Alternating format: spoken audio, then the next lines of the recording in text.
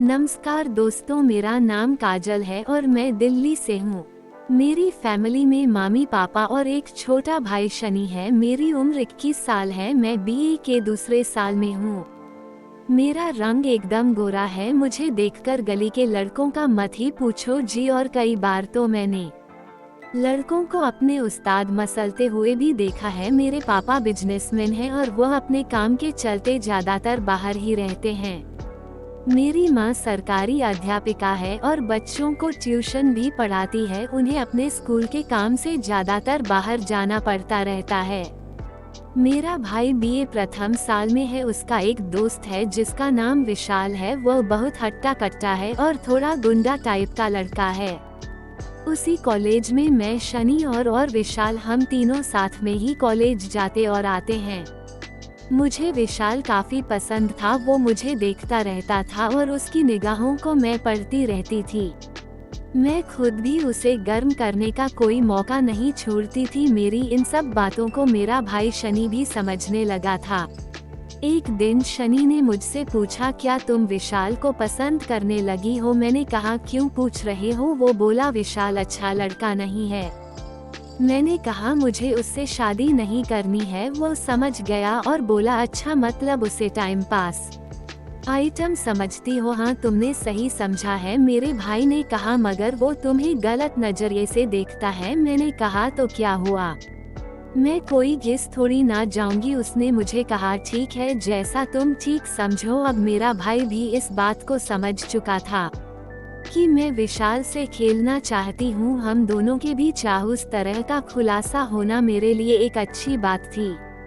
एक दिन मेरे कॉलेज में प्रोग्राम था, तो उस दिन मैं मिनी स्कर्ट पहनकर कॉलेज गई थी। मेरा स्कर्ट काफी ऊंचा था और टॉप खुले गले का था। इसके साथ ही मैंने अंदर कुछ भी नहीं पहनी थी।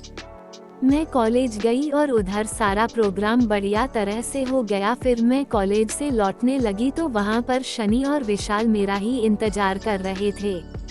विशाल मुझे देखकर बोला, भाई साहब वाह, तेरी बहन तो इस ड्रेस में मस्त माल लग रही है। मेरा तो मन कर रहा है कि इसे यही पटक कर कर डालूं। जबकि मेरा भाई से विशाल डरता था और उसे मेरी कामना के बारे में पता भी था, इसलिए वह विशाल से कुछ नहीं बोल पाया। मैंने विशाल के मुंह से यह बात सुन ली थी।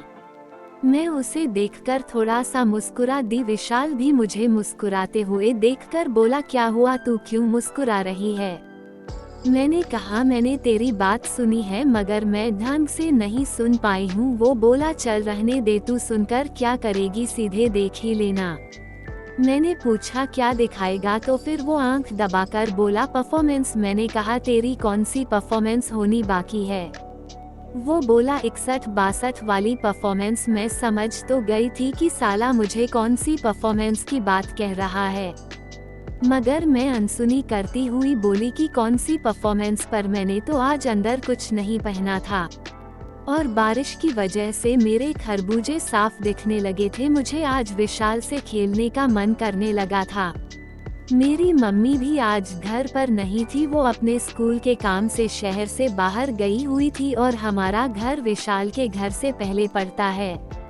थोड़ी देर बाद हमारा घर आ गया। विशाल ने कहा कि मैं यहीं रुक जाता हूँ, थोड़ी देर बाद घर चला जाऊंगा। बारिश बहुत तेज हो रही थी। यह कहकर विशाल भी हमारे घर पर ही रुक गया। तभी मैंने देखा कि उसका सर काफी गर्म लग रहा है। भीगने के कारण उसे बुखार आ गया था। मैंने सबके के लिए चाय बनाई और उसके लिए बुखार की गोली लाई और उसे दे दी गोली और चाय लेकर वह अपने कमरे में जाकर सो गया और मैं विशाल के हॉल में बैठकर टीवी देखने लगा। मैं जानबूझकर विशाल से चिपक कर बैठ गई, जिससे विशाल का उस्ताद उठकर मुझे नमस्कार कर रहा था। थोड़ी देर बाद विशाल ने मुझसे पूछा कि क्या शनि सो गया है? मैंने कहा, हाँ, क्यों, क्या इरादा है? उसने अपने उस्ताद की ओर इशारा करते हुए कहा, समझ जाओ। मैंने भी कह दिया, चल फिर मेरे कमरे में। और मैंने उसका हाथ पकड़ा और अपने कमरे में ले गई और फिर विशाल के उस्ताद ने 2 घंटे जमकर मेरे साथ मस्त वाला खेल खेला और फिर बारिश रुक गई और विशाल चला गया। इसके बाद जब भी मौका मिलता मैं विशाल के साथ मस्त वाला खेल खेल लेती। दोस्तों, अगर आपको मेरी कहानी पसंद आई हो तो वीडियो लाइक जरूर करें और चैनल को सब्सक्राइब जरूर करें।